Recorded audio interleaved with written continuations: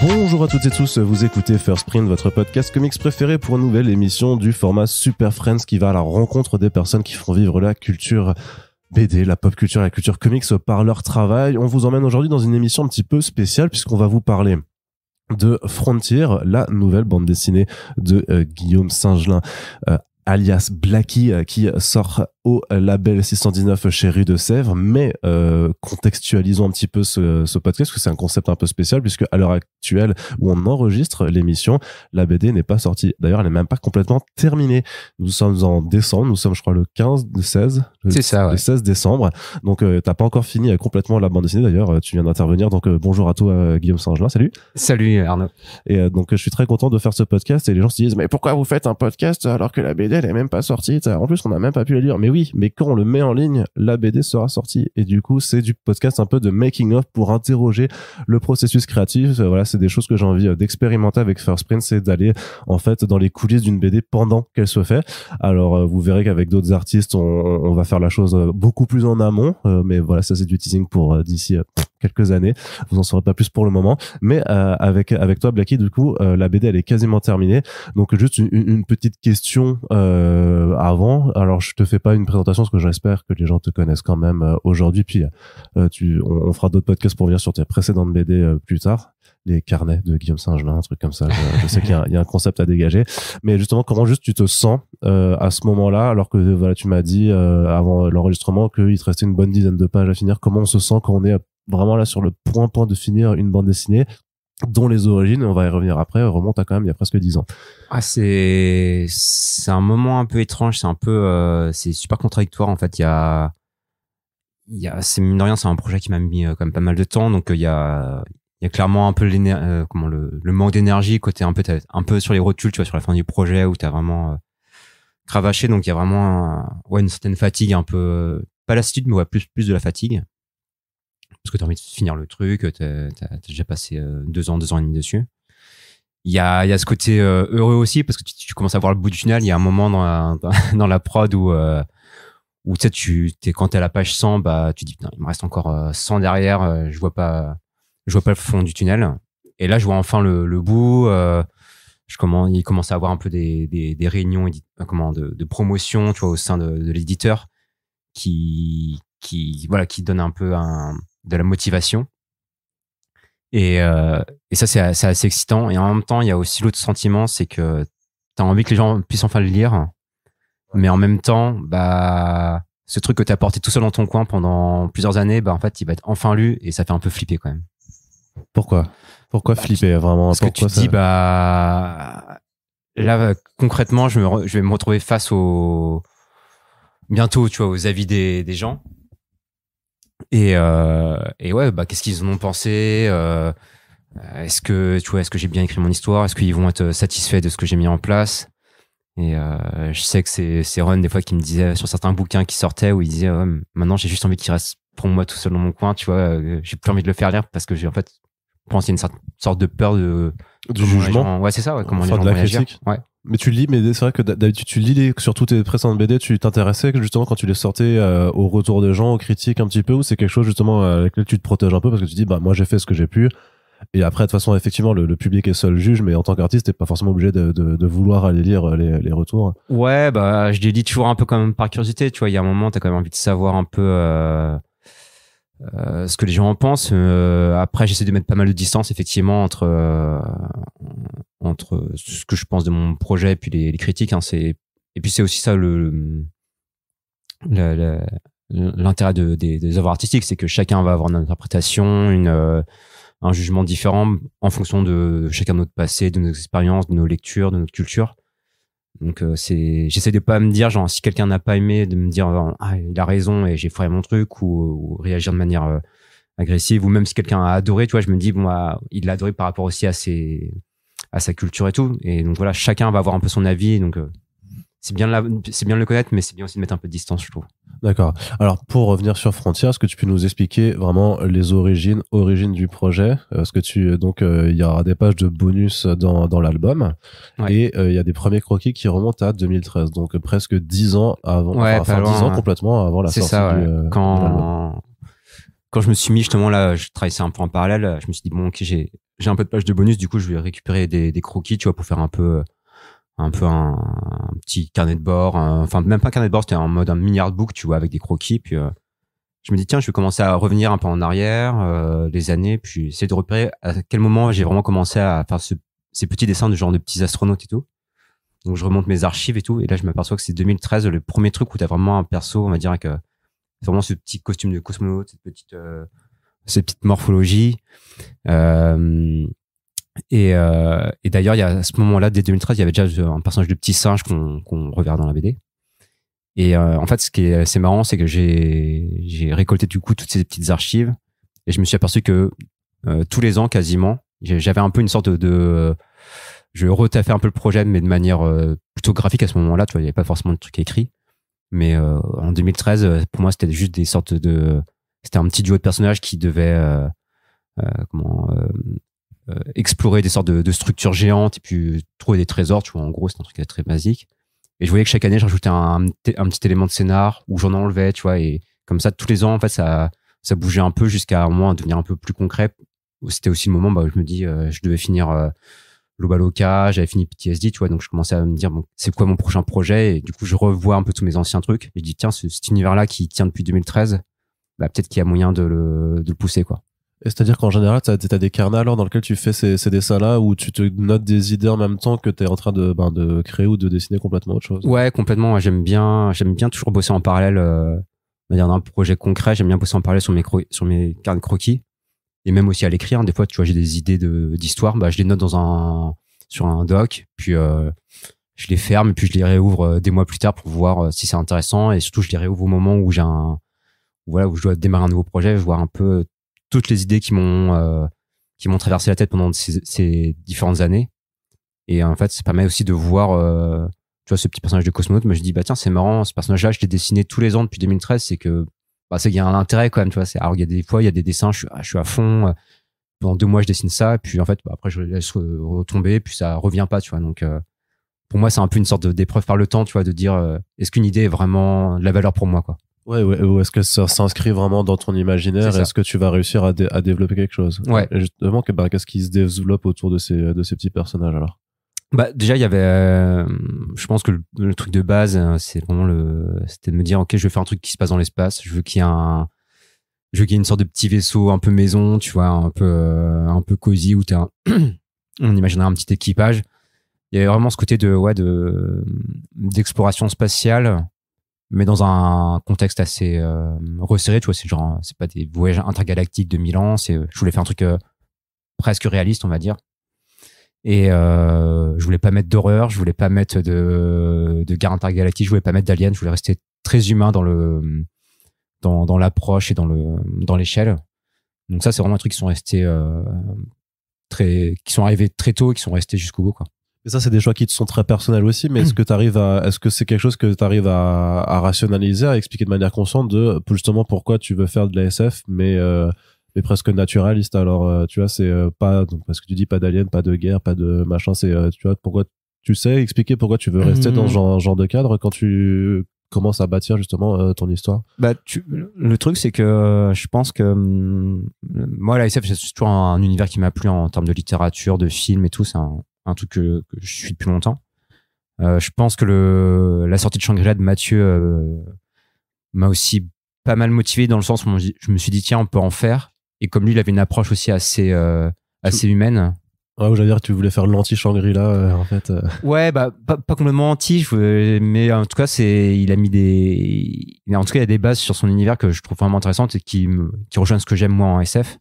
Et notamment, tu vois, par exemple, moi, il y a un de mes films de SF vraiment marquant, ça a été Alien. Alors, Alien, je te disais justement avant, l'horreur et les aliens, ça, c'est pas ce que je voulais.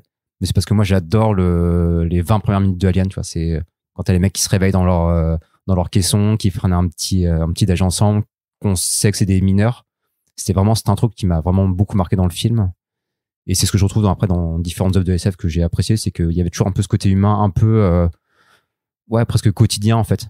Et j'aime bien ce côté un peu tranche de vie, mais dans un univers qui n'est pas le nôtre, quoi.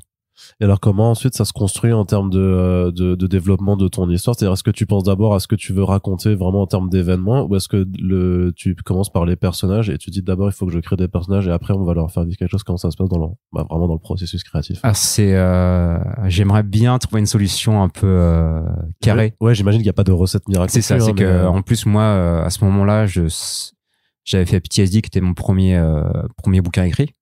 Jusqu'à ce présent, je bossais avec des scénaristes. Et sur PTSD, il y avait j'avais une sorte un peu d'idée brute qui arrivait assez rapidement. Mais surtout, je pense que à ce moment-là, j'avais une sorte un peu d'insouciance sur l'écriture où je me suis dit, bon, vas-y, je pars. Et puis, j'avais pas trop conceptualisé comment je procédais et tout. Et finalement, tous les années passent. Je bosse avec Run sur Lobaloka. Puis, je discute de plus en plus avec les gars du label, avec d'autres scénaristes, d'autres auteurs. Donc, forcément, tu commences à prendre le truc un peu plus au sérieux. Tu essaies d'être un peu plus carré. Et du coup, en fait, j'étais un peu paumé.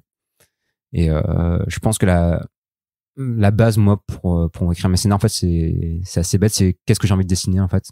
Ça va souvent guider un peu mon histoire, même pour les personnages. En fait, j'ai pas forcément d'idée de je veux qu'il raconte ça ou qu'il ait tel caractère. En fait, je vais faire des croquis de personnages comme ça. J'en fais des dizaines. Puis là, je trouve un design qui me plaît graphiquement et je le pousse. Et en fait, à force de le dessiner, en fait, je lui trouve un caractère qui va s'en sortir. Tu vois, tu vois, il y a un des personnages, Jisoo, qui est la scientifique. Je l'ai eu très tôt aussi.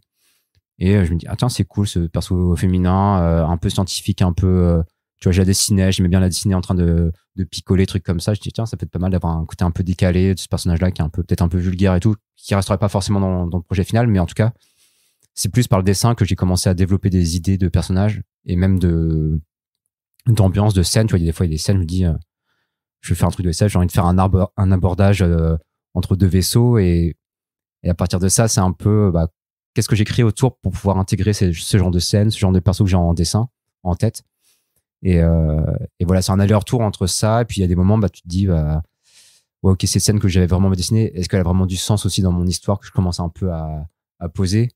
Donc, des fois, c'est un peu crève-cœur. Du coup, t'enlèves des trucs que tu voulais dessiner. Puis, des fois, tu te contorsionnes dans ton scénario pour pouvoir faire rentrer des scènes ou des séquences ou des ambiances que je voulais faire graphiquement, quoi. Moi, je pars toujours par le dessin à la base, quoi.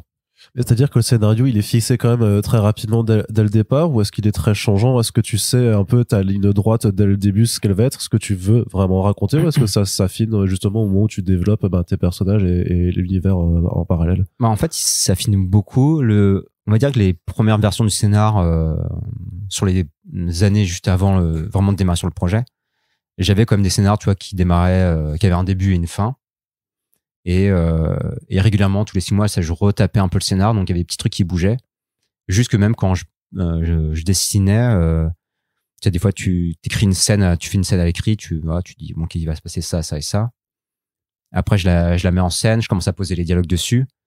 Et je m'aperçois que finalement, j'arrive à intégrer plus d'éléments d'univers ou plus de choses sur les personnages. Du coup, ça va impacter aussi le reste des autres scènes. Du coup, je me remets à réécrire tout le scénario à partir de ce moment-là. Il y a jusqu'à là, peut-être en début septembre, tu vois, il y a 2-3 mois, et du coup 5-6 mois avant la sortie du bouquin, j'ai retaffé toute la forme du bouquin. Enfin, genre les 3-4 scènes de fin, je les ai réécrites, je les ai remodifiées et tout. Donc en fait, c'est très vivant, ça bouge beaucoup.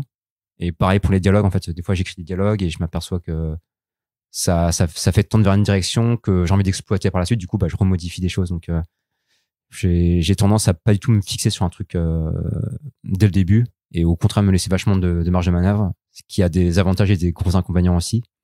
Mais je sens que c'est comme ça que je fonctionne, quoi. Justement, pour ça, par rapport aux avantages et inconvénients, est-ce que tu peux un peu développer, en fait, qu'est-ce que ça entraîne réellement sur toi? Moi, vraiment, l'avantage que je trouve, c'est que c'est des projets qui sont longs, tu vois. Je pense que vraiment la prod pure et dure de ce projet-là, c'est 2 ans, 2 ans et demi. Ouais. Et en fait, je trouve ça agréable de pouvoir se surprendre soi-même, tu vois, le long du projet, d'être, de pouvoir, tu vois, c'est comme un film, donc tu connais déjà la fin, t'as pas la même approche là, le fait de te laisser un peu de marge. En fait, tu redécoutes ton scénar, tu te surprends toi-même, t'as envie de travailler sur une nouvelle scène parce que tu sais pas sur quoi ça va amener, et il y a un côté excitant. Après, le problème, c'est que, du coup, ça fait un scénar des fois qui qui peut partir un peu dans des directions un peu différentes, où tu vois, au début du projet, je vais te dire, bah tiens, tel personnage, il est plutôt sérieux, puis bizarrement, à force de le dessiner, bah, je le fais peut-être plus léger et tout. Et je me dis, merde, est-ce que ça va pas faire un contresens, tu vois, au final, sur ce personnage-là, ou même des scènes que j'ai mis au début, bah, elles devaient répondre à la fin de ma première version de mon scénar.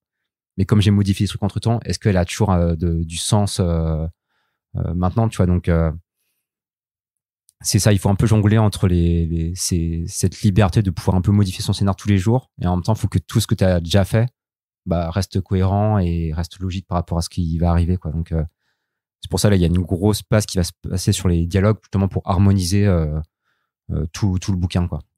Et justement, par rapport à ton expérience sur PTSD, c'était devenu plus simple pour toi alors d'écrire sur Frontier, ou c'était très différent, c'était semblable? Comment ça a changé? Ça a été plus dur. Plus dur? Ouais, parce que PTSD, je pense que j'avais eu la...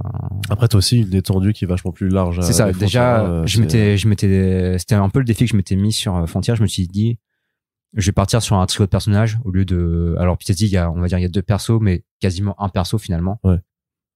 Là, je me suis dit, je vais envie de partir sur 3 personnages pour créer plus d'interactions. Moi, j'ai tendance à écrire des personnages assez solitaires, assez taciturnes, tu vois. Donc là, je me suis dit, vas-y, force-toi à faire un truc avec des interactions, des dialogues, que ces personnages évoluent ensemble. Donc ça, c'était un peu le gros défi. Ça a été assez compliqué pour moi.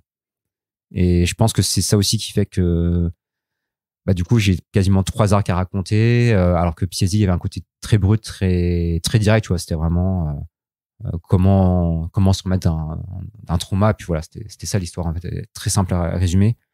Là où Frontier, j'aurais plus de mal à te la résumer en quelques mots, parce que il y a beaucoup de thématiques qui sont abordées. Il y a 3 personnages qui ont chacun leur histoire. Donc en fait, j'ai peut-être ouvert les vannes un peu grand, mais après voilà, c'est un bon défi d'écriture, quoi. C'est ça, c'est que ça te fait pas peur de dire là j'ai le scope, en fait, que le scope vraiment de la BD, effectivement, c'est à la fois spatialement mais aussi temporellement, quoi, parce que ça forcément, donc là les gens l'auront lu quand ils nous écoutent, mais c'est que tu vas dans plein d'endroits différents et ça se déroule aussi sur une certaine période de temps, donc ouais, c'est un peu ça, je voulais un peu augmenter les scopes à tous les niveaux. PTSD était très contenu dans son personnage et dans son lieu aussi. C'était la ville et quasiment un quartier d'une ville, hein. C'était vraiment très très réduit. Et là non, au contraire, je voulais que quasiment chaque scène soit un nouveau lieu. Alors il y a quelques redondances, mais je voulais explorer plein de décors différents, plein d'ambiances différentes, et travailler aussi l'ellipse, tu vois, même si ça m'a pas impacté directement, mais je reviens à Mathieu aussi par rapport à Carbone, qui lui joue beaucoup sur les ellipses dans ses chapitres. J'ai trouvé ça assez fabuleux. Alors moi, j'avais déjà bien avancé mon script, donc je n'ai pas pu m'en inspirer directement, mais mettre la temporalité aussi dans un projet que j'avais pas sur PTSD, bah, c'était aussi un nouveau défi. En fait, c'est un vraiment projet de défi. En fait, c'est vraiment, je voulais faire un peu pas l'inverse de PTSD, mais en tout cas faire une réponse vraiment évolutive de PTSD, quoi. Histoire de te challenger, mais peut-être aussi avoir une envie de te renouveler, alors je sais pas comment. Ouais, c'est ça. Bah, moi, c'est un peu le truc qui me fait marcher. Tu vois, comme je te raconte le fait de pas fixer mon scénar pour me sentir étonné de ce que je vais faire. J'aime bien à chaque nouveau projet me dire, ok, je trouve un nouveau truc, que ce soit graphique ou en termes de scénar. Tu vois, là, graphiquement, c'est encore différent de PTSD et de Lobaloka. Oui. J'aime bien en fait à arriver sur un truc un peu nouveau pour me challenger, parce que moi, c'est ce qui m'intéresse aussi dans le côté créatif, c'est de pouvoir un peu jongler entre différents aspects. Après voilà, il y a des moments, tu t'aperçois qu'il y a des trucs que tu maîtrises moins bien, d'autres que tu maîtrises mieux, d'autres où tu apprends, mais c'est ça qui est cool, quoi. C'est assez vivant, en fait. Et alors, quand tu décides de te lancer vraiment dans ce projet, c'est en quelle année? Je pense que c'est 2019. Ouais, je pense que c'est 2019. Et c'est quoi alors? D'abord, tu présentes un draft que t'as écrit, tu t'en parles avec Mathieu, Florent, je sais pas comment ça se passe alors. Ouais, c'est ça. Je me souviens qu'à ce moment-là, je leur ai envoyé, je pense, trois pistes de Frontière, enfin 3 scénarios qui se dérouleraient un peu dans un univers à la Frontière, avec chacun un peu des particularités. Il y en avait même un qui était un récit de course de vaisseau, qui était que concentré sur une course de vaisseau. Mario Kart avec des... C'est ça, ouais. Et ils t'ont dit non, les carapaces, les bananes, tu peux pas, c'est copyrighté. C'est peut-être un peu niche comme sujet, mais peut-être pour un spin-off, mais c'était un peu niche. Et ouais, du coup, j'aurais présenté une première version du scénar, donc juste à l'écrit, mais c'était vraiment un synopsis, tu vois, en 40 lignes, tu vois, expliquer l'histoire, plus ou moins d'où ça partait ou jusqu'à. Donc t'as quand même réussi à résumer ton histoire en 40 lignes. Ouais. Ok. Tu vois, on y arrive. Ouais, mais après je faisais des grosses coupes. Il y a des moments, c'est ouais, il va se passer des trucs. Et puis, voilà.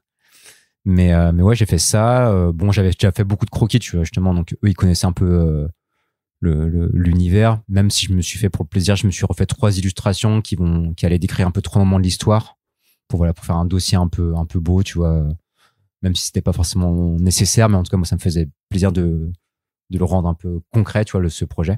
Et parce que ça sort pas de nulle part, en fait, parce que quand tu leur présentes ce projet, eux, ils sont déjà au courant un petit peu, parce que j'imagine que vous parlez beaucoup. Donc, ouais. Que tu leur as déjà dit que ça fait déjà depuis quelques années qu'ils voient peut-être même tes croquis et qu'ils savent que, du coup, même quand tu fais PTSD ou que tu fais Loba Loca, il y a quand même un truc de SF qui se prépare. Ouais, je pense que de toute façon, on parle beaucoup un peu des projets qu'on a, alors pas forcément en cours, mais au moins des idées, tu vas dire, ah, tiens, j'aimerais bien explorer tel univers ou tel genre c'est vraiment sous forme de petites discussions. Donc, je pense qu'on est toujours un peu au courant de manière un peu cryptique de ce que font les uns et les autres. Donc, forcément, quand j'aurais présenté le truc, ils s'étaient pas étonnés de l'univers, des dessins. Ils voyaient un peu, mais c'est vrai qu'il y a un moment où j'aurais jamais avant ça, j'aurais jamais envoyé un document avec vraiment de l'écrit, tu vois, un peu bien posé noir sur blanc. Là, c'était un peu comme une surprise de dire, ok, vous avez vu tout mon univers, mais voilà, est-ce que ça va raconter, quoi. Et est-ce qu'à ce moment-là, t'as peur aussi des retours qu'on dise non, c'est l'idée du lâchier? Ah bah ouais, si, complètement. Parce que c'est pire que les retours critiques, c'est les retours pré-critiques en disant non mais ouais, ça pas marché. C'est pire parce que c'est des retours de personnes que j'apprécie, qui ont une vraie expertise sur ça, tu vois, vraiment les 3 du label, on peut pas trop les mettre en défaut au niveau de leur écriture. En plus, eux, c'est vraiment 3 auteurs complets depuis le début, tu vois. Moi, je suis un peu plus junior à ce niveau-là, donc forcément, je sais que je m'expose à des mecs qui ont déjà 10 ans d'écriture dans les pattes, donc forcément, c'est un peu, t'as un peu peur, t'as envie, la seule réaction que t'as envie, c'est qu'ils te font ah, c'est génial, pour que ça te donne un boost de confiance pour entamer le projet, parce que ça marche aussi beaucoup à la confiance, hein. Des fois, c'est juste donner les bons mots, tu vois, même s'il y a des trucs dans le scénario, ils vont se dire, ah, il y a peut-être ça et ça qu'il faudrait modifier, mais dire, ah non, mais on sent qu'il y a un truc qui se passe, vas-y, fonce, tu vois, et puis, voilà, on le travaillera au fur et à mesure, on en rediscutera, mais en tout cas, là, on sent qu'il y a une bonne base, et vas-y, avance, ouais. Ça, c'est super important, vraiment, la confiance à ce moment-là, quoi.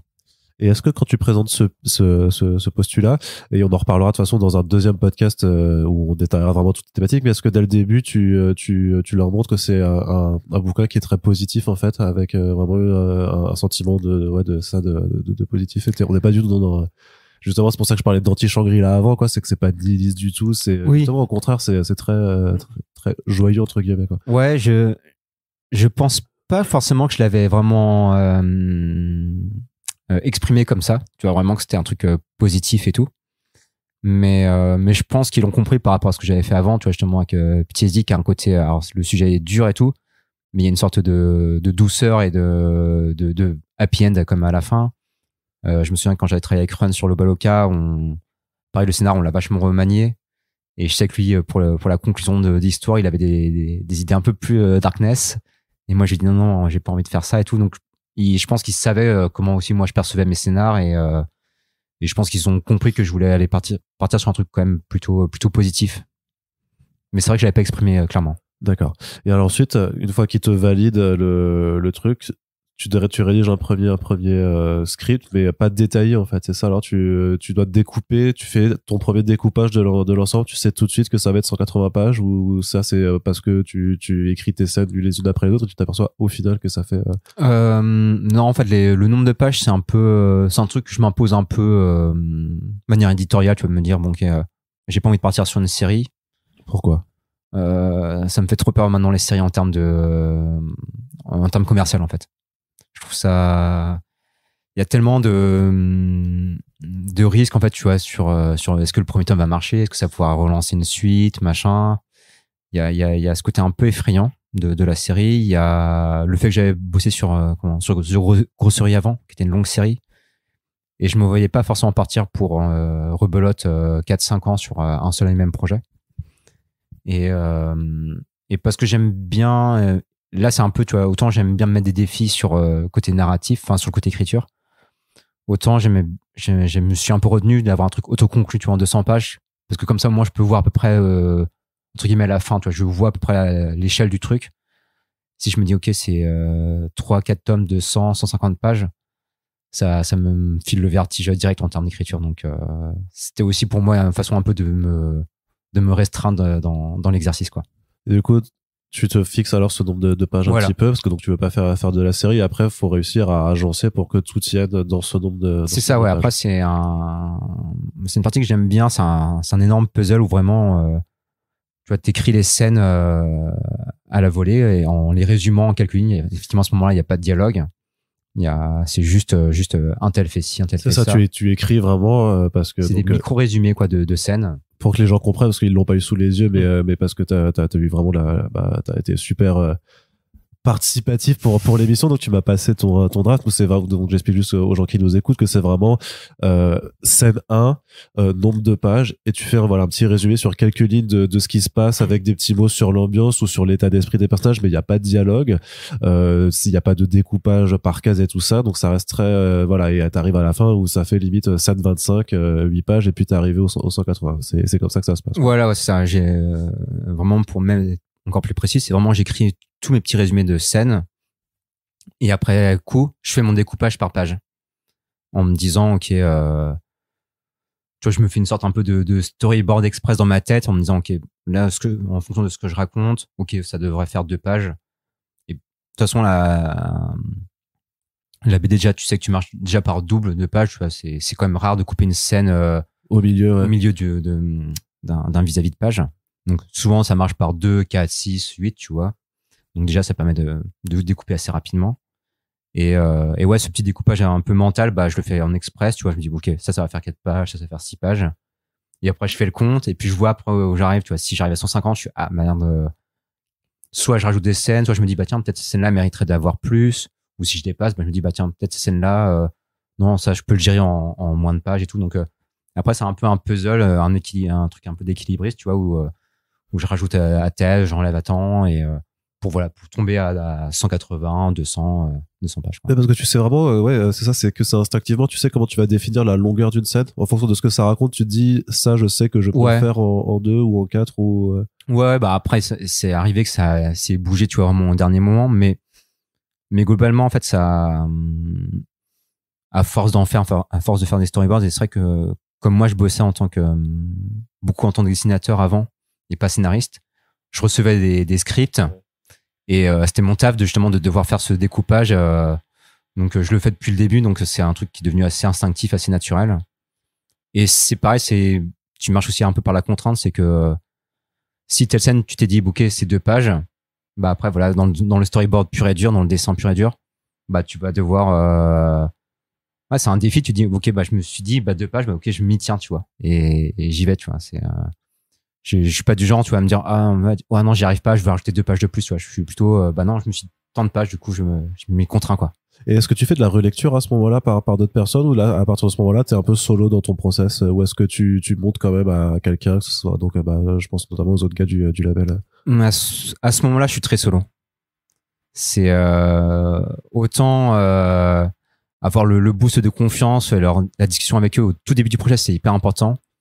Autant quand je rentre à ce moment-là, je suis vraiment dans mon sous-marin et je veux justement pas de retour parce que je suis déjà vachement tiraillé sur qu'est-ce que je vais mettre comme scène, combien de pages je vais mettre, que j'ai pas envie d'avoir un avis en plus parce que sinon je pense que ça me perdrait trop, tu vois. Et il y a un moment où je suis vraiment en mode vraiment solo à ce moment-là, quoi. Et quand tu dis que t'es dans ton sous-marin, tu parles vraiment de ton sous-marin qui est dans le 8e arrondissement. Ouais, c'est ça, à côté des péniches. le fameux. Une fois que t'as fait cette donc là, c'est la première étape. C'est quoi la seconde alors? La seconde, c'est je vais commencer à écrire un peu les dialogues et puis un peu creuser les scènes en termes de détails, de mise en scène, tu vois, mais vraiment à l'écrit à ce moment-là. Mais tu vois, si j'ai des idées genre, ça serait bien que le vaisseau, il aborde comme ça, je l'écris comme ça, j'oublie pas. Et en fait, ça, je le fais pas forcément sur tout l'album. Je vais le faire sur, je sais pas, sur peut-être 5 ou 6 scènes, tu vois. L'équivalent de 30-40 pages. Donc, je fais ça sur 30-40 pages. Je décris bien cette partie-là où là, je commence à poser des dialogues qui, je sais, en fait, vont être très, très provisoires. C'est vraiment, soit j'ai des bonnes idées, tu vois, vraiment d'interaction de dialogue et je les note. Soit je sais qu'il faut que les personnages te disent telle chose en termes d'information pour faire évoluer l'histoire.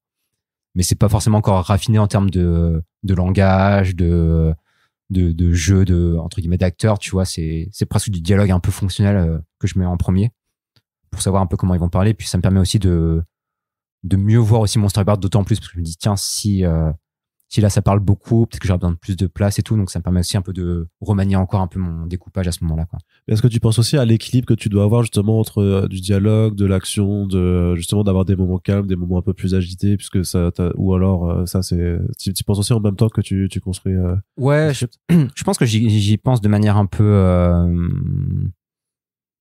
instinctive, pas forcément concrète, mais ouais, de toute façon il y a forcément une question de rythmique qui est importante, qui se crée.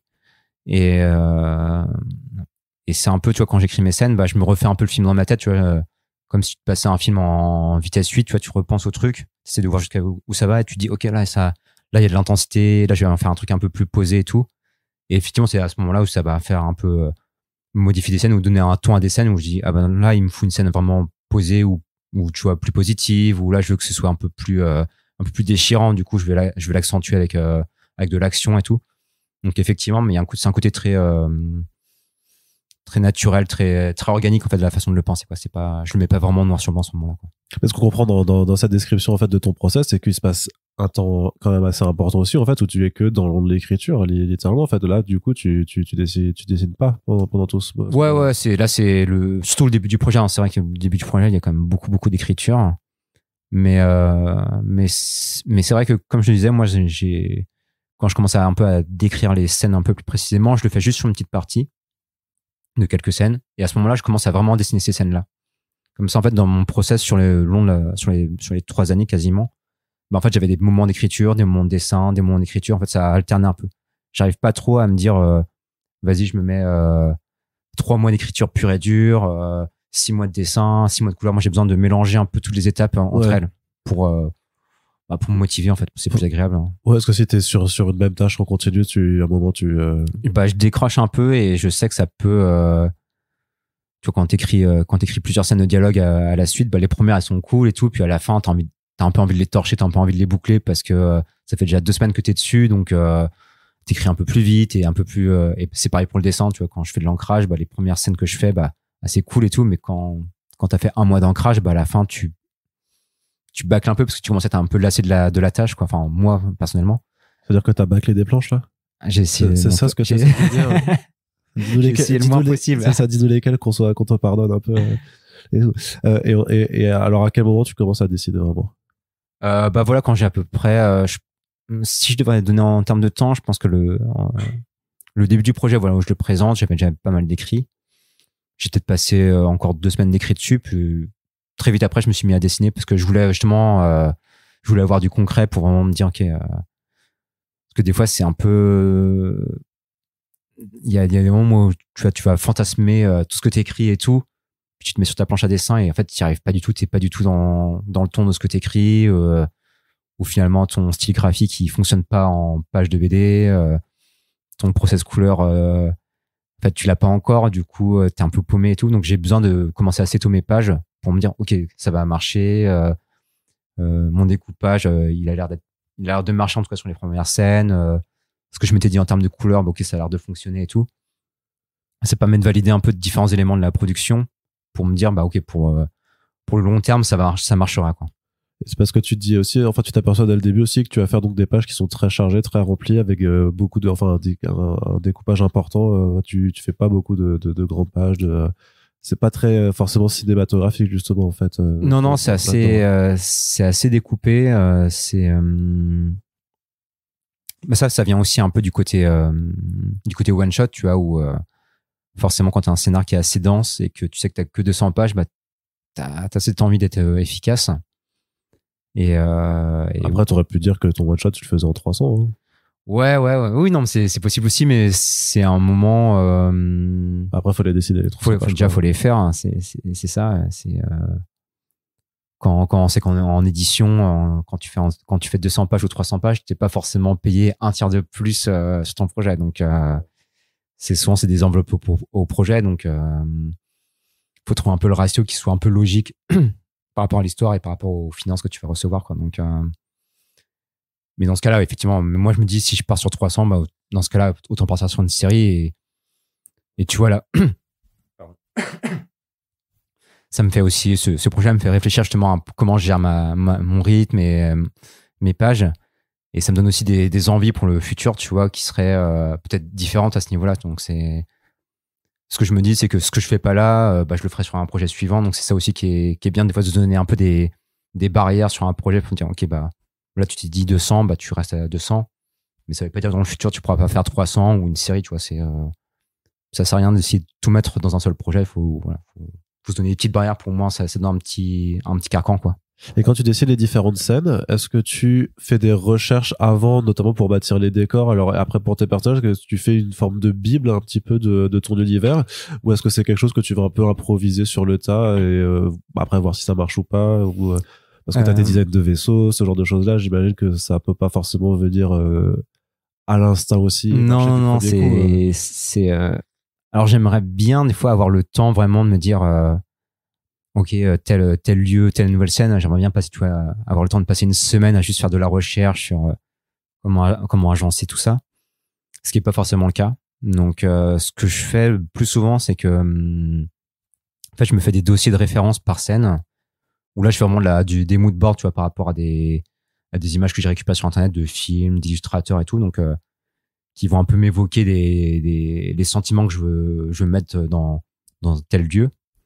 Et aussi, ce qui est bien, en fait, d'avoir commencé à travailler sur le projet depuis quasiment 10 ans avant, tu vois, depuis 2013, parce que j'ai une banque de données de manière un peu random, en fait, sur cet univers-là. Donc, je remette mes anciens croquis. Et je dis, tiens, celui-là, il était bien, tu vois, avec cette ambiance-là, avec ces couleurs-là. Bah, vas-y, je vais le prendre en référence pour telle scène, quoi. Donc, en fait, c'est pas de la recherche concrète, c'est plus du mood board à la fois basé sur mon boulot d'avant et sur des trucs d'ailleurs, quoi. D'accord. Et tu décides toutes les planches, par contre, tout le dessin que tu fais de l'album, c'est de façon chronologique. Tu commences pas par genre la scène que tu préférais ou Moi, je bosse de manière chronologique parce que c'est plus logique par rapport à ma façon de bosser, justement, où je modifie mes scènes au fur et à mesure. Donc, si je devais dessiner la scène de fin avant le reste, ça me bloquerait un peu, comme j'ai pas un scénario qui est fixe. Figé, voilà. Ouais. Et puis même je sais qu'il y a pas mal de gens qui bossent comme ça de manière un peu différente. Moi, ça me paraît trop bizarre. C'est un exercice mental qui est trop bizarre de devoir dessiner un truc qui se passe après, faire un truc du début après. Enfin, c'est trop chelou, quoi. Et alors vraiment, c'est quand le dessin vraiment. Donc toi, tu travailles de façon numérique directement. Est-ce que tu bosses sur papier avant et que tu scannes tes planches ou comment? Alors comment travaille Guillaume Saint-Jean? Pour la technique, c'est un peu ma technique que j'ai depuis le début. Hein, c'est moi, j'aime toujours bosser sur planche on va dire en traditionnel, on va dire pour le trait, en fait, vraiment pour l'ancrage, le crayonné. Je fais tout à la main sur feuille et voilà, sur mon bureau.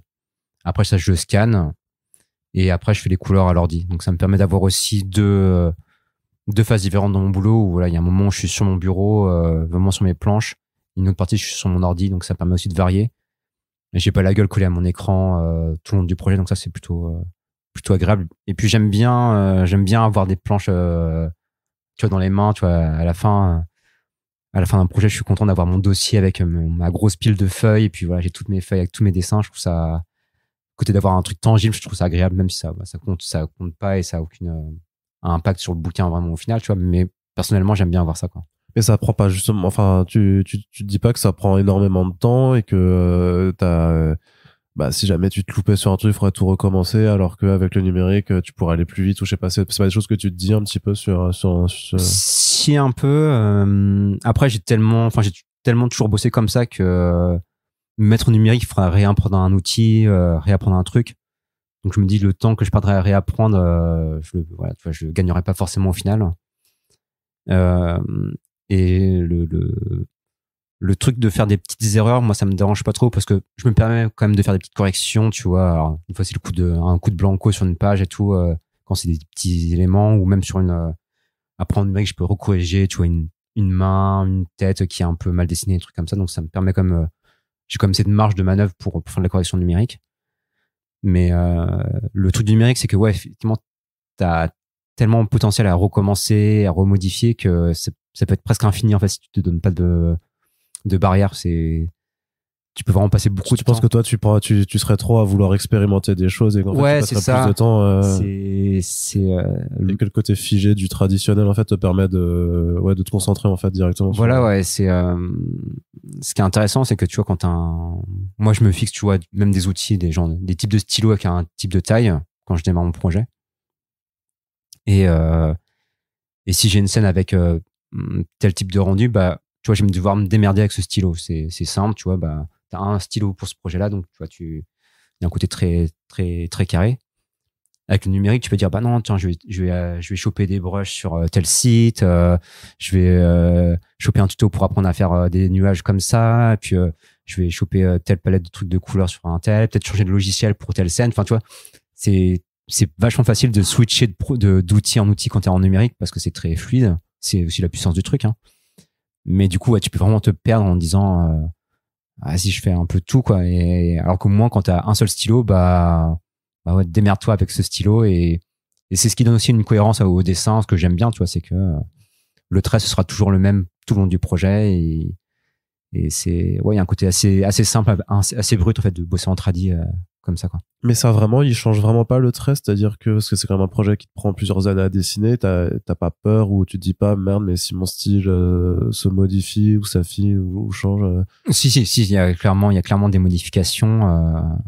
Je crois que le plus gros changement, c'est sur les personnages. En fait, les morphos vont beaucoup, ouais, l'apparence un peu chibi, on va dire. C'est ça, des fois, elle est vachement plus marquée, des fois, elle est vachement moins présente. Il y a des moments, il y a presque des cases où t'es presque sur des proportions, alors pas réalistes, mais c'est vachement plus détaillé dans les bras et tout. Alors, il y a des moments, c'est vraiment des petites patates et tout. Mais ça, moi, c'est un truc que j'aime bien, en fait, dans les projets, en fait. Et c'est pour ça aussi que j'aime bien pousser de manière chronologique. C'est qu'il y a presque une sorte de méta-histoire dans le style graphique. C'est que tes personnages, ils grandissent et ils évoluent. Et ton dessin, il évolue et il grandit aussi, tu vois. Il y a un peu ce côté-là. Je sais que j'avais remarqué ça aussi chez Run dans Mutafukaz, où au début, les personnages sont vachement plus ronds, ils sont plus petits et tout. Il y a un côté un peu insouciant de ces petits personnages de Lino, de Vince. Et plus l'histoire devient intense, sérieuse pour les personnages, plus ils deviennent un peu plus réalistes, un peu plus détaillés dans leurs émotions et tout. Et finalement, bah, en fait, ça correspond à ce que ça raconte le projet. Donc, ouais, pour moi, c'est une sorte de méta-histoire. C'est comme les grandes séries de shonen où le dessin est plus naïf au début. C'est normal, c'est le début, les personnages début de leur aventure, et plus l'histoire devient intense, plus les personnages deviennent plus détaillés, mieux dessinés. Et en fait, ça colle par rapport à leur évolution dans l'histoire. Donc, moi, c'est un truc que j'aime bien voir, et j'aime bien voir aussi un dessinateur qui évolue dans un projet. Je trouve ça, c'est pas un truc qui me gêne, moi, en fait, la cohérence graphique, en fait, dans un projet. D'accord. Et alors, qu'est-ce qui est le plus dur à dessiner dans ce projet-là? C'est les vaisseaux, c'est les scènes dans l'espace, parce que c'est très détaillé aussi, en plus. Ouais, mais après les tailles, moi, c'est un truc qui... je crois que t'aimes bien ça. Hein. C'est un truc qui me fait kiffer. Donc, ouais. Non, au contraire, c'est... Je sais pas si j'ai vraiment... C'est un projet que j'ai basé vraiment sur mes envies de dessin, en fait. Ouais. Avant tout. Et à partir du moment où t'as... Alors, j'allais répondre à ta place, à partir du moment où c'est tes envies, ben, du coup, il n'y a pas de difficulté, c'est ça? C'est un peu ça, ouais. Alors, il y a des moments aussi plus complexes, mais comme c'est que des trucs que j'avais envie de dessiner, bah, c'est pas gênant, tu vois. C'est c'est vrai que c'est un peu différent quand tu bosses avec un scénariste qui a d'autres idées. Il va te dire, ok, l'univers, bah là, à ce moment-là, bah là, il y a une nuée de chevaux qui vont traverser la Seine que toi t'avais pas prévu. Bah tu dis, oh putain, ça va être chaud. Mais comme là, moi, quasiment toutes mes scènes, je les ai pensées avant tout pour le dessin. Bah finalement, c'est que des trucs que j'ai envie de faire. Alors des fois, il y a des trucs avec plus ou moins de défis. Il y a des moments, il y a des architectures où je me suis dit, tiens, ce serait bien que là, il y a un peu plus de profondeur dans ce décor. Donc je vais mettre des trucs avec des étages, avec des détails. Et je me dis, ce serait bien qu'il y ait une foule. Du coup, bah, faut que je commence à rajouter beaucoup de personnages dans cette scène-là. Donc ça commence à se charger, à être un peu plus complexe. Mais ça reste des trucs que j'avais envie de faire. Donc c'est plus des défis que vraiment la difficulté. Ouais. D'accord. Et le fait d'avoir mis un animal dans l'histoire, c'était aussi une envie de remettre des animaux dans le truc. Ouais, bah c'est un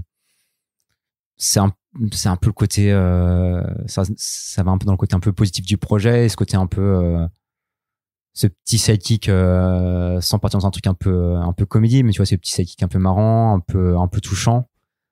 Ça c'est comme je te disais au début, c'est un des premiers personnages que j'ai eu en 2013. Ouais.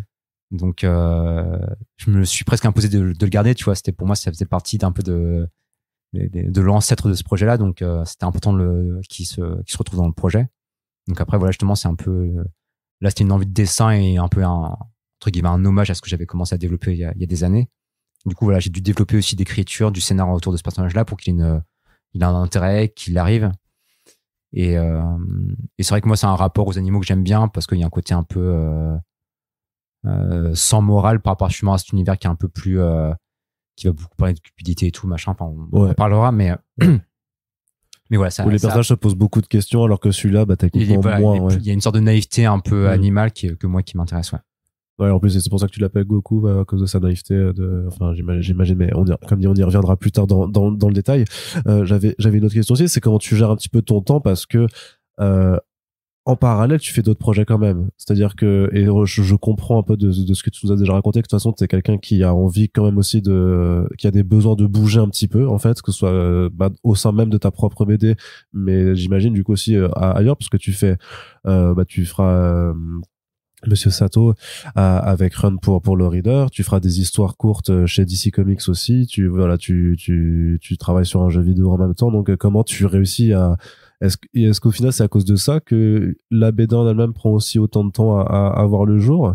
C'est parce que t'es obligé aussi de travailler sur d'autres trucs? Ouais, clairement. Je pense que si je m'étais vraiment concentré à 100% sur la BD, je pense qu'elle aurait pu sortir peut-être 6 mois plus tôt. Mais que 6 mois plus tôt, donc c'est pas non plus j'essaye vraiment dans les projets annexes que je prends, j'essaie toujours de faire en sorte que tu vois, je me fais un peu une image où je me dis ok, dans une semaine de 5-6 jours, parce que des fois je travaille un peu le week-end et tout, j'essaie de me dire tant que la BD elle prend 4 jours et que j'ai un jour qui passe sur des projets un peu annexes, ça va, tu vois, ça permet que ça me bouffe pas trop de temps, que je puisse continuer à avancer la frontière sereinement, mais en même temps que je me permette d'avoir une petite ouverture pour faire un peu de choses à côté. Et ces projets annexes, souvent, c'est j'essaie en fonction des opportunités, tu vois, que j'ai suffisamment de temps en amont pour pouvoir les bosser un petit peu le soir, tu vas faire une petite heure le soir sur un projet annexe, comme ça, tu vois, c'est pas grand chose, mais comme ça, sur 3 mois, bah, ça me permet de développer 16 pages, enfin une dizaine de pages pour d'ici.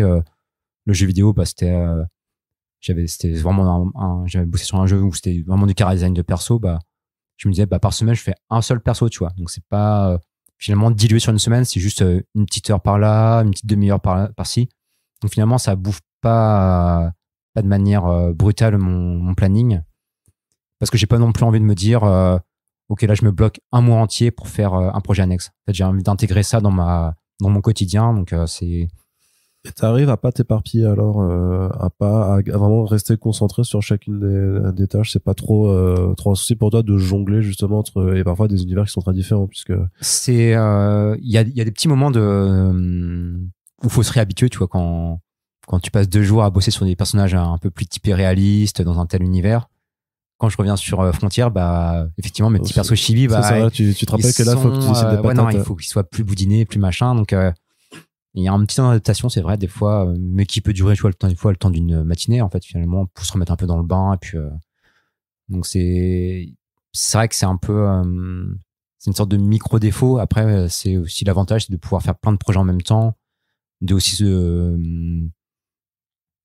se redonner de la motivation sur le projet principal qui est Frontière, tu vois, de dire, tiens, ça fait 2 jours que je l'ai lâché pour un autre truc, je suis content de revenir dessus, quoi. Donc, il y a ce côté de créer de l'envie aussi à bosser sur le projet, parce que, encore une fois, je pense que si je l'avais fait vraiment d'une traite, en me concentrant à 100% dessus, bah, il y a peut-être des moments de lassitude qui auraient été plus marqués, quoi.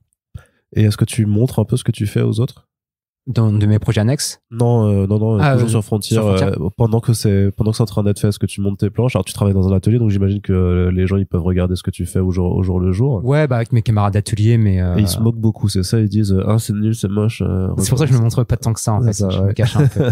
Non, mais en plus, sur Frontier, je sais que par rapport aux gars du label, je leur avais montré peut-être les 2 premières scènes, donc ça fait l'équivalent d'une dizaine de pages.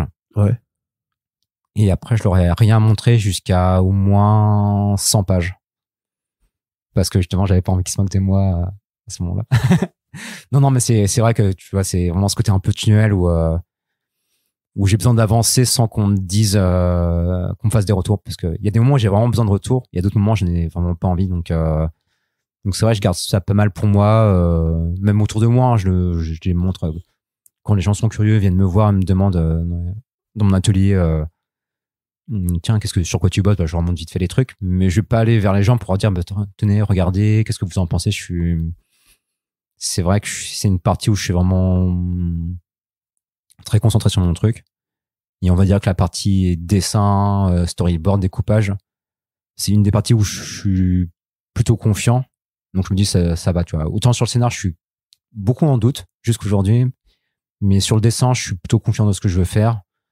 Même si je vois, tu vois, les lacunes, même si je vois le côté des fois peut-être un peu clivant du dessin et tout, je sais que je veux faire ça et je suis confiant là-dessus. Donc voilà, ça me permet de rester un peu dans ma bulle à ce moment-là, quoi. C'est-à-dire qu'il faut quand même, c'est parce que là, on a vu comment tu gères un petit peu ta motivation, mais donc il n'y a pas de moment où tu perds aussi, on va dire, de l'assurance. Il y a des phases de comment ça se passe quand on se met sur une BD sur un temps aussi long. Est-ce que c'est toujours facile de garder, on va dire, une motivation et une assurance à un truc, ou est-ce qu'au contraire, t'as des hauts et des bas? Est-ce qu'en plus, donc là, t'as fait ça à partir de 2020, bah, il y a eu des confinements, des machins, une élection présidentielle, comment le réel peut aussi influer un petit peu sur l'établissement de la BD? Ouais, non, mais de toute façon, le long de la prod de la BD, il va vachement refléter ce que tu ressens au quotidien. Ce qui est intéressant, c'est que ça, encore une fois, ça crée une sorte un peu de méta-histoire sur ton récit, parce que étrangement, bah, les moments où tu te sens bien dans ta vie, bah, tu vas plus tendre vers des scènes, alors soit qui vont être mieux tapées graphiquement, dans les storyboards, t'es plus motivé et tout, et même les faire tendre sur des côtés peut-être plus positifs et tout, et peut-être que les moments où t'es plus down, bah, tu vas leur donner un peu plus de noirceur, même si c'est pas forcément flagrant. Mais c'est sûr que le contexte autour de toi, il va jouer. Je sais que dans le récit, il y a des grands moments de voyage, un peu d'errance sur une planète. Bah, ils sont vachement liés à des voyages que j'ai fait à ce moment-là où, tu vois, j'étais vraiment à fond dedans et je voulais représenter ce côté très positif, et du coup, ça me fait travailler un peu mon scénar aussi, tu vois. Et pareil, par rapport à ma vie privée, l'importance du petit personnage du singe, il prend l'importance aussi par rapport à des trucs que j'ai en privé par rapport aux animaux et tout. Donc, forcément, ce quotidien, il va vachement influencer, que ce soit sur la création pure du projet. Et ça, après, il faut réussir à trouver la motivation à des moments. Il y a des moments, je pense qu'il y a des parties du bouquin qui ont été faites où j'étais moins motivé. Et est-ce que ça se ressent? Ça, je sais pas, tu vois, on verra bien après coup avec une lecture un peu à froid, mais c'est aussi pour ça que j'aime bien aussi faire d'autres projets entre temps, c'est que ça me permet aussi de créer de l'envie, de la motivation sur Frontier. Encore une fois, je pense que si j'avais fait d'une traite, je pense que ça aurait été plus dur. Et puis il y a aussi un truc qui s'est passé, c'est que c'était chez Ankama au début, et puis que en fait non, c'est chez Rutier. Alors ça aussi, est-ce que ça a eu des incidences? Alors comment ça a pu un peu modifier le parcours du projet ou pas? Bah c'est le changement de maison d'édition, parce qu'il y a eu quand même une période du coup où Frontière existait, mais tu savais pas où ça allait exister. C'était très bizarre parce que moi je l'avais présenté en premier lieu du coup à Ankama. On avait fait un devis, il y avait un contrat qui était prêt à partir et tout.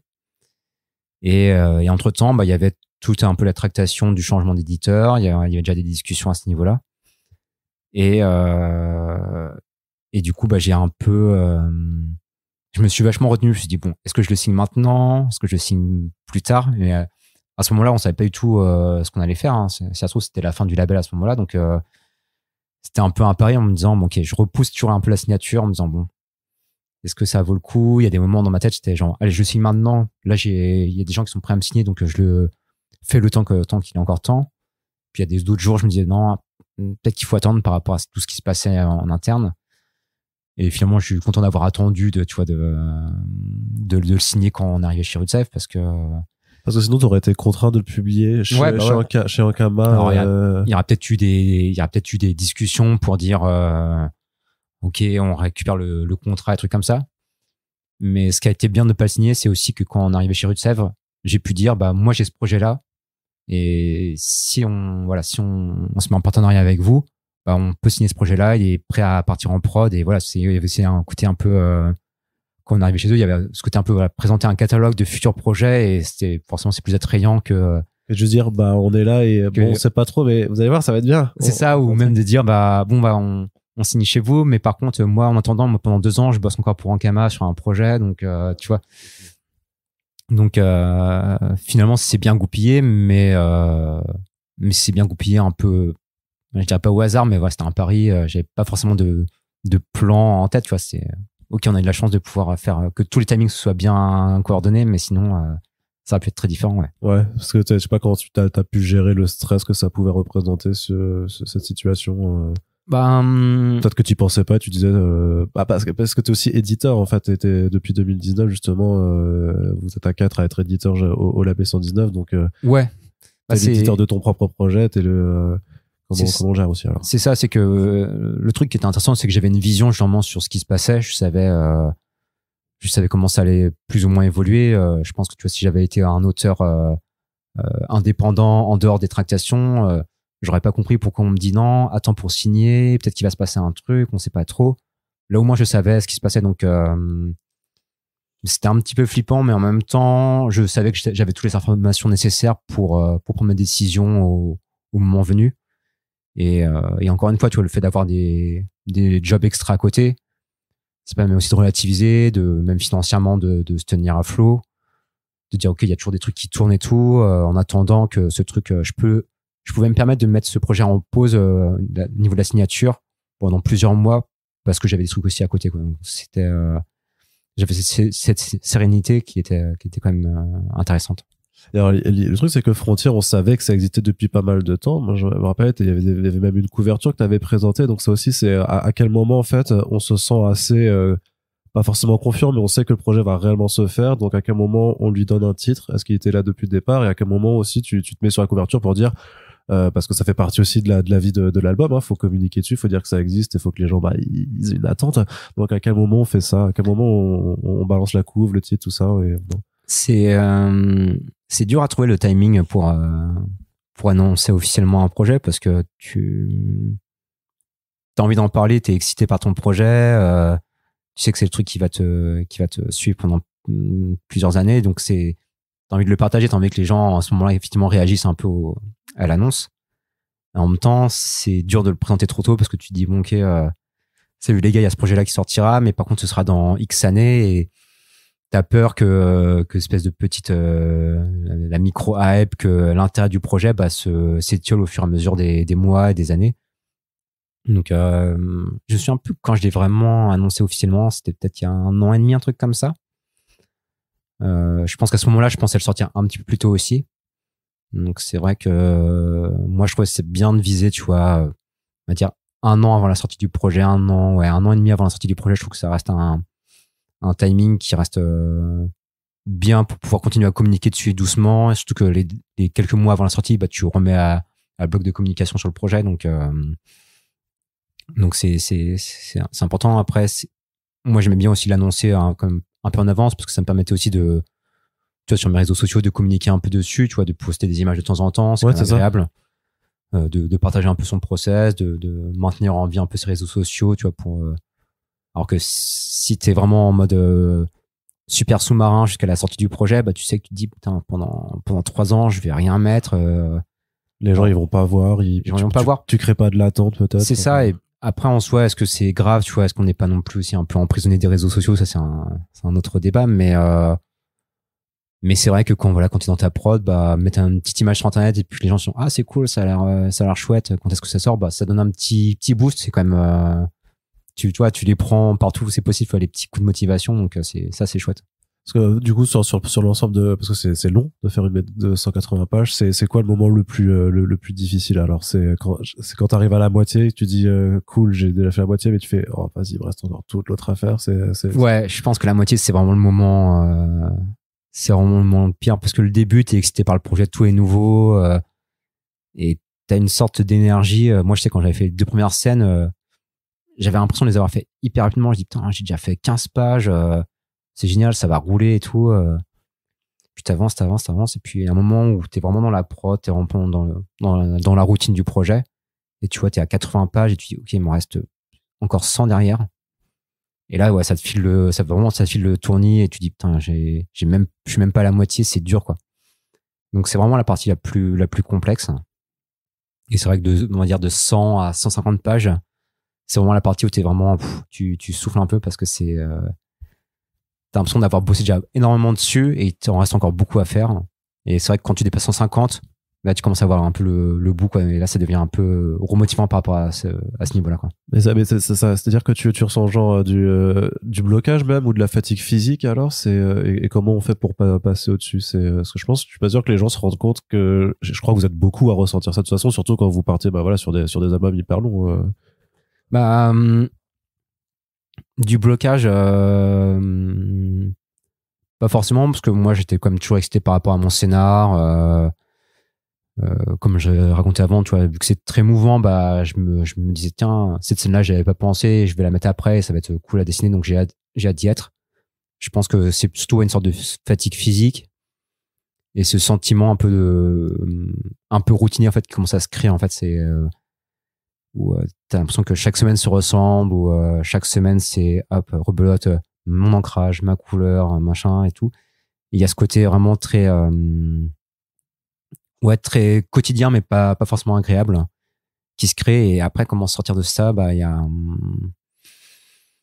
y a pas vraiment de solution. Moi je le fais justement en bossant sur d'autres projets annexes. Tu disais en off que la coke c'était pas mal quand même. Il me semblait. Les petites substances, ouais, non, mais ouais, il y a des trucs, il faut sortir, c'est aussi à ces moments-là où moi je me retrouve des fois à écrire des scénars pour le futur, tu vois.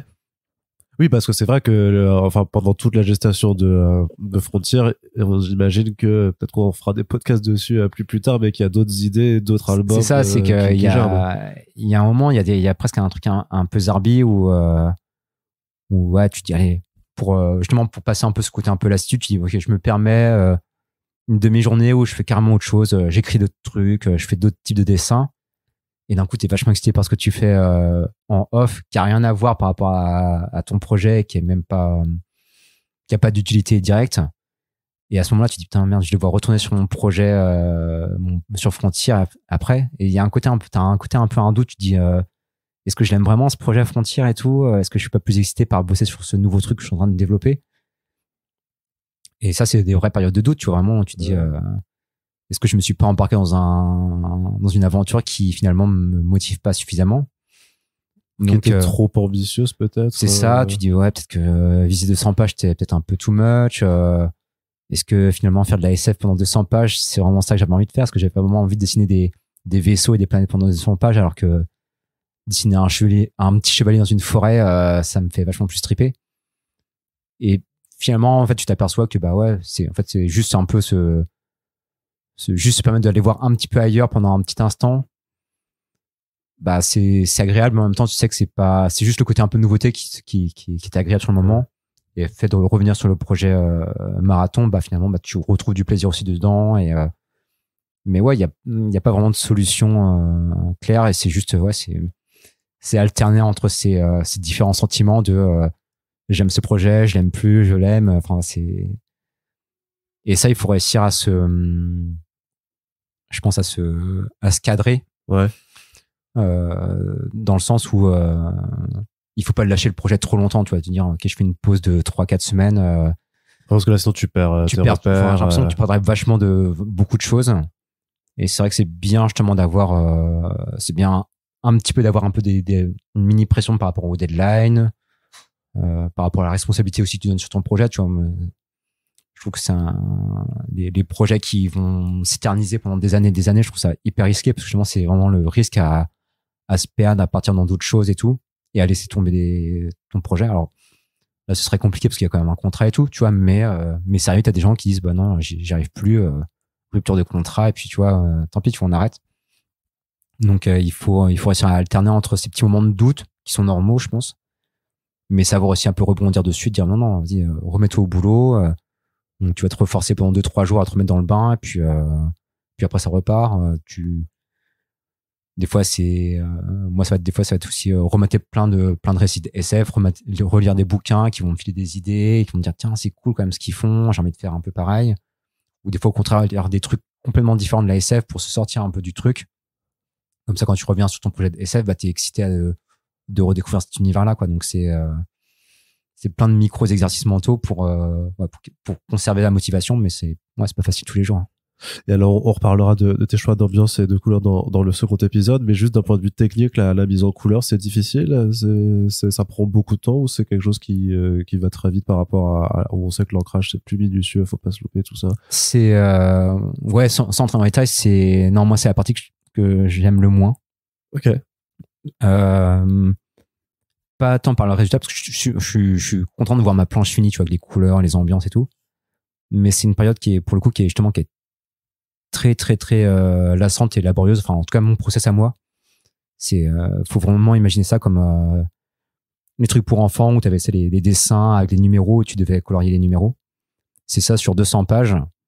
Parce que moi, j'ai une méthode qui est très basique au début, c'est vraiment remplir des zones avec des couleurs que je prends sur une palette, hop, hop, hop. Et ça, franchement, au bout de 5 pages à faire ça, à ce moment-là, il y a vraiment rien de créatif on détaillera ça plus, mais il y a une partie qui est vraiment pas du tout créative, qui est très lassante. Alors après c'est bien, c'est la période où je peux écouter le maximum de podcasts. Tu t'occupes. Je me mate, j'ai toujours mon écran avec un documentaire en plus et tout, donc ça c'est quand même cool, ça me permet de découvrir autre chose en entendant, mais c'est vrai que à côté du dessin, du storyboard qui sont très techniques, très créatives, c'est quelque chose qui est plus automatique. Ouais, c'est ça, c'est très, c'est un peu. Je sens, tu vois, en fin de journée quand je fais de la couleur que j'ai mon cerveau, il est à plat, ça m'a vidé le cerveau. Si j'ai rien stimulé, c'est vraiment très très automatique, très très chiant. Donc c'est vraiment la partie que j'aime le moins. Ouais. Et donc là, quand on enregistre le podcast, l'album il est pas fini. Est-ce que tu as déjà réfléchi, est-ce que tu as déjà discuté avec le label, avec Rutsev, sur la gueule que va avoir l'album, parce que vous avez déjà pensé à des trucs aussi pour accompagner avec notamment les services presse, de faire un petit truc, voilà, je pense que ça aura déjà été montré sur internet quand... Ouais, c'est important en fait de penser déjà à la gueule du bouquin. C'est important de se projeter dans à quoi ça va ressembler, parce que ça modifie quand même pas mal de choses. Je sais que parce que là du coup ce sera au petit format, en noir et blanc, comme un manga, hein, histoire d'aller sur le marché du manga. Moi j'aimerais bien, mais ça serait pour une prochaine aventure. Mais en plus le projet il a changé de format entre temps, donc ça c'était un peu le risque, parce que est-ce que les fichiers vont passer et tout, et finalement c'est arrivé. Mais en tout cas, c'est-à-dire du coup de quel format en fait à la base le format doit être un format, on va dire, classique 619, donc je crois que c'est 19-27, parce que voilà, c'est ce qu'on faisait habituellement. Donc moi j'étais parti sur ça, j'avais mes gabarits de planches sous la main, donc je me lance là-dessus. Et ça c'est des trucs qui ont évolué au fur et à mesure du projet, parce que moi j'ai montré mes planches un peu un moment, gars du label, j'ai montré mes planches à Rue de Sèvres. Et à un moment, ils m'ont dit non, mais c'est trop petit, quoi. Le format, il est trop petit. Tes pages, elles sont trop chargées, elles sont trop détaillées. C'est dommage, quand même, de rester cloisonné comme ça. Moi, je m'étais toujours un peu interdit ce côté grand format, parce que pour moi, c'était un peu c'était un peu le format Mathieu. C'était un peu le format grande BD. Ouais. En plus, entre-temps, il y a eu OK et Short Story qui étaient pareil, des œuvres, tu vois, assez sérieuses, un peu premium et tout, avec un ton assez sérieux, tu vois, assez premier degré. Là où moi je voyais Frontière un peu plus pop, tu vois, même dans son graphisme et tout. Et je m'étais dit, mais tout aussi sérieux et presque terre à terre en plus, malgré le contexte spatial. Hein. Mais je me dis non, j'ai l'impression que ça marcherait pas en grand format. J'ai l'impression que le projet il est pas assez entre guillemets luxe pour être grand format et tout. Puis finalement, avec pas mal de discussions avec les gars du label, avec Fruitseb, on se dit, bah tiens, on va tenter un format un peu plus grand. Et donc voilà, il y a la question de faire, est-ce qu'on fait un 24-32 comme les autres projets. Il y avait le dos toilé et tout. Et moi, je voulais justement me différencier. Donc on a cherché un format un peu entre deux. On a cherché des éléments de fab un peu différents aussi pour le sortir aussi un peu de ce côté dos toilé, parce que moi, je les trouve super beaux, ces bouquins-là. Mais je voulais pas non plus que ça devienne la marque du fabrique du label, quoi. Ouais. Le label, il a été souvent reconnu justement pour ce côté un peu protéiforme, avoir des belles fabs, mais des fabs différentes, des fabs qui correspondent au projet. Et du coup, voilà, je voulais une fab différente pour ça. Et c'est vrai que les petites idées, on a fait aussi appel à un couple de graphistes, là, de 123 clans, pour faire le logo du projet. Et c'est pareil, tu vois, ils ont donné aussi une couleur un peu même si ça arrivait sur la fin, mais le fait d'avoir un logo fini fait par des gens hyper forts et tout, bah ça, c'est pareil, c'était un truc qui est vraiment excitant pour le projet. Ça m'a redonné envie de bosser sur le projet, et ça m'a permis aussi de le percevoir en tant qu'objet, et ça c'était super agréable, quoi. Et tu penses aussi à genre en termes de communication, de promotion, genre pour ce qui pourrait être un trailer ou ce genre de choses là, tu y réfléchis déjà aussi ou? Ouais. En fait, c'est vrai que ce que j'ai pas dit sur la fab, c'est que c'est des choses qu'on est obligé de penser forcément en amont. Vachement en amont, ouais. Comme c'est d'autant plus en ce moment là, avec la crise du papier, où voilà, il faut prendre un peu plus d'avance sur le choix de papier, les formats et tout. Donc, ce qui est assez dur, je trouve. Moi, je sais que quand je recevais les mails en me disant bon, qu'est-ce que tu veux comme format ou qu'est-ce que tu veux faire pour la promo, moi j'étais la tête dans le guidon, dans mes planches et tout. Je suis m'embêtez pas avec ça. Et en même temps, je comprends, parce que pour la promo, c'est pareil, t'es obligé de mettre en branle des projets plusieurs mois à l'avance pour que ça sorte pile le jour de la sortie, pour que ça arrive au bon moment. Et c'est pas des trucs que tu peux faire quand le bouquin est fini, parce que quand le bouquin est fini, il reste quelques mois avant la sortie, donc c'est trop tard, quoi. Ouais. Donc t'es obligé de penser à ces trucs-là en amont.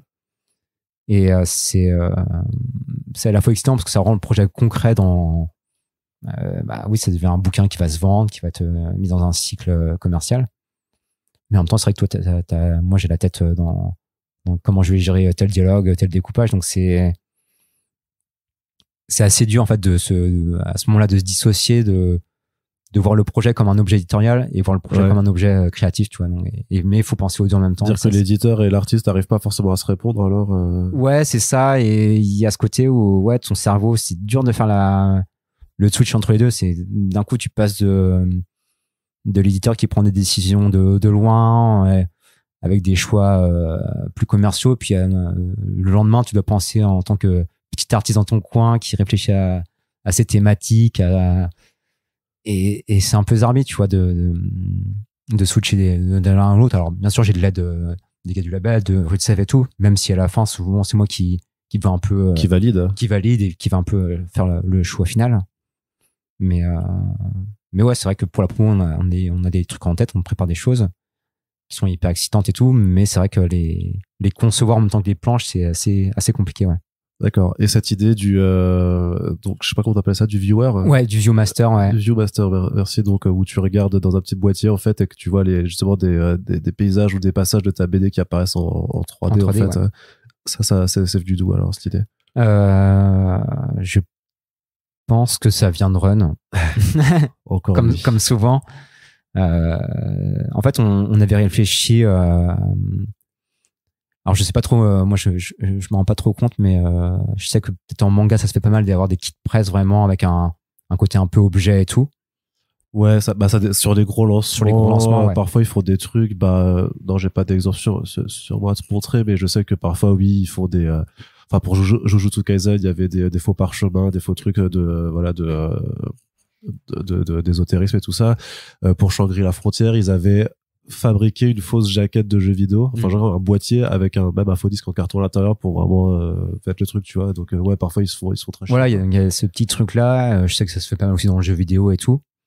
Et alors sans forcément se dire on va faire un kit presse un peu fou, c'était aussi parce que toi, à la base de ce qu'on m'a dit, ce que tu voulais faire, c'était un voyage sur SpaceX avec Elon Musk pour promouvoir la BD, et vous partiez avec la BD dans une navette, quoi. Et mettre le bouquin dans une Tesla qu'on projetterait sur Mars. Ouais. Voilà. Mais Entre-temps, il a acheté Twitter, il était non, j'ai plus le temps pour. C'est pour ça, d'accord. Ouais. Mais ouais, non, c'est. Le vieux master, pardon, je t'ai dérangé. Ouais, non, mais c'était l'idée de faire un petit pack un peu cool, et c'est vrai que nous, on a toujours été un peu dans le côté objet. C'est cool de faire, enfin, vraiment, le bouquin, c'est encore un des loisirs culturels qui est vraiment très lié à son objet réel. Et donc, l'agrémenter de petits éléments en plus, c'est quand même assez chouette.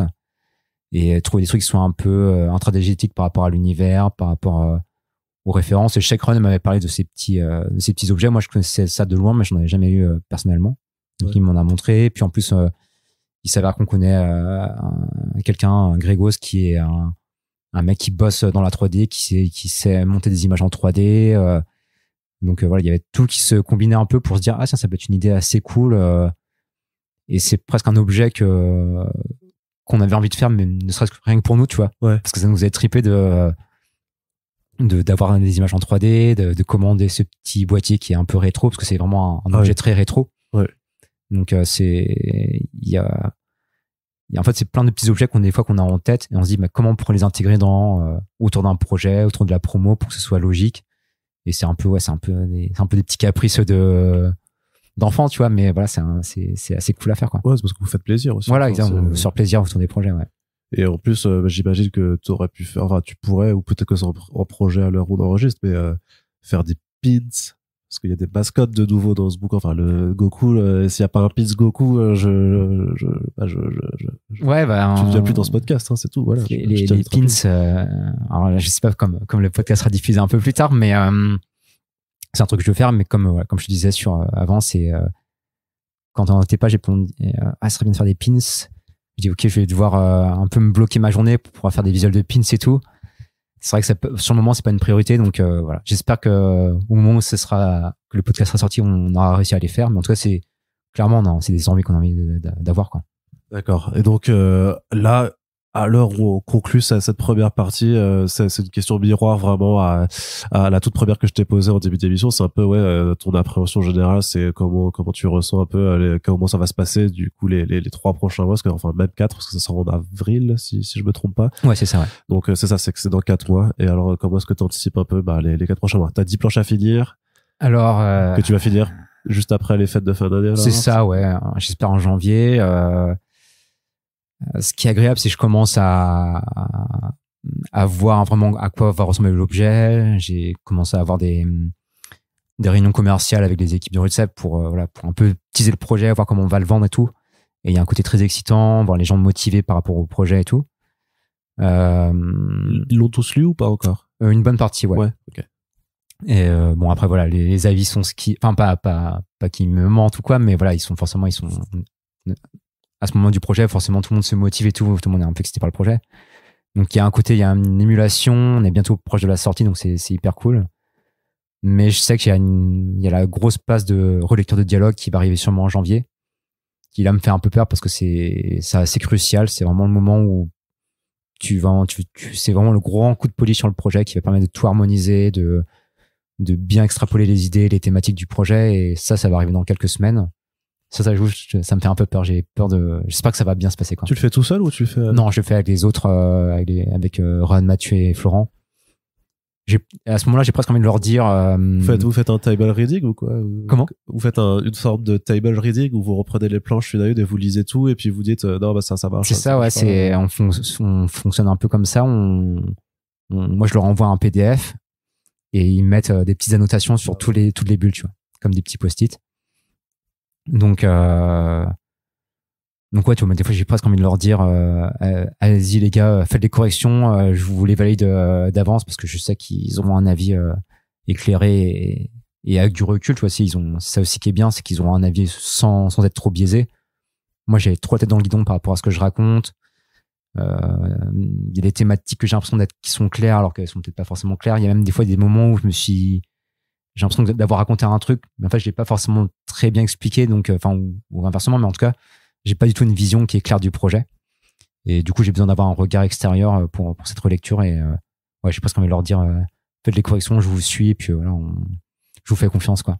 Et quand tout sera fini, que l'album est prêt à partir à l'impression, que tout est décidé, est-ce que tu seras déjà en train de travailler sur le prochain, ou est-ce que tu te laisses quand même un temps de repos, ou justement un temps pour te concentrer plus sur la promotion, sur la sortie et la vivre à plein temps, plutôt que déjà d'être sur autre chose?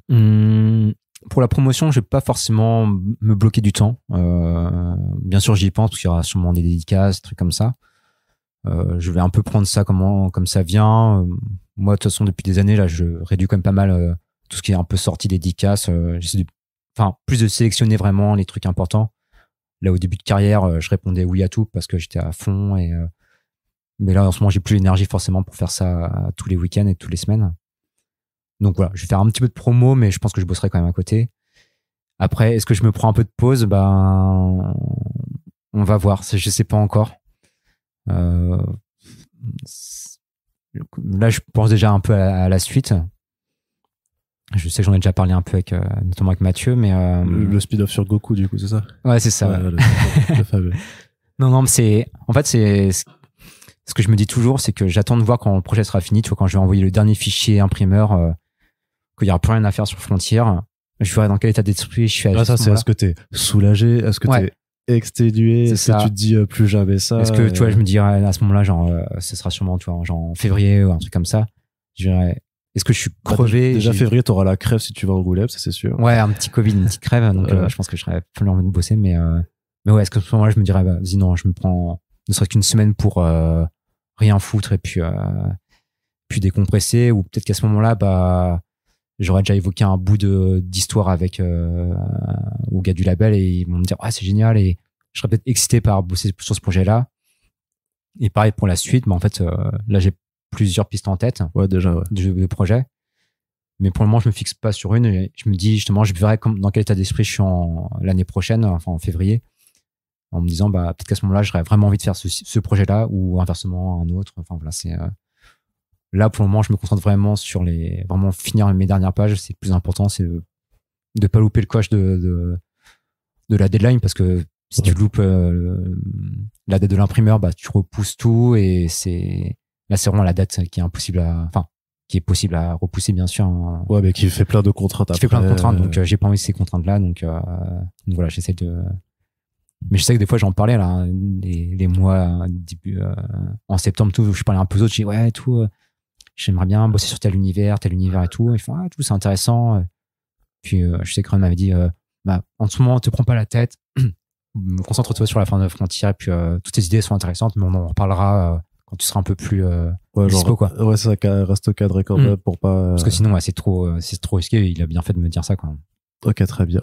Écoute, Guillaume, on enregistrera donc une seconde partie de ce podcast quand l'album sera sorti, et parce que je voudrais ramener Corentin aussi pour qu'il puisse aussi te poser des questions sur plus vraiment, parce que voilà, on a quand même passé plus d'une heure, mais on a rien dit, je pourrais même le sortir maintenant en fait. Ouais, mais c'est bien. Moi, j'avais peur qu'on on a rien redite, mais finalement, on n'a pas dit de parler du projet. Il n'y a pas les thématiques, l'achat, c'est limite les gens là, c'est vraiment juste pour aborder le processus créatif. C'était vraiment l'objectif de ce podcast de making of, de pré-making of, mais on pourra donc dans une seconde partie revenir vraiment sur l'œuvre en elle-même, sur tout ça.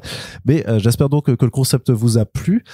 Si c'est le cas, n'hésitez pas à faire vos retours dans les commentaires, à partager le podcast, c'est le plus important pour faire découvrir à la fois l'émission, mais surtout le travail des personnes qui y passent. Donc ça s'appelle Frontier, c'est disponible au label 619 chez Rue de Sèvres, et puis on se retrouve donc dans un second temps pour parler de l'œuvre en détail. Merci de nous avoir écoutés, merci Blacky d'avoir été avec nous. Merci Arnaud. Puis on se dit à très très bientôt. Salut.